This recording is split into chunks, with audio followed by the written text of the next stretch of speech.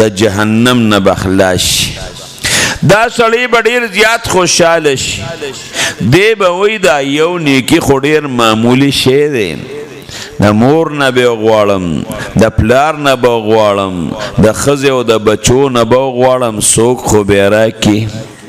د محشر په میدان کې به ګرځي یو ځای کې به پلار پیدا کړي پلار ته به وایي بابا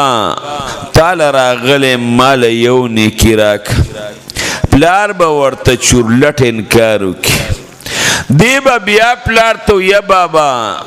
ماله یو نیکي راکه عمال مې وزن شو که دا یو نیکي راله نه راکې نو جهنم ته مې الله پاک غورځوي پلار به ورته وایي چې بچې نشم درکولی دی به ورته د دنیا هغه ټولې خبرې رامخکې کې چې ته زما هغه خوږ پلار نه وې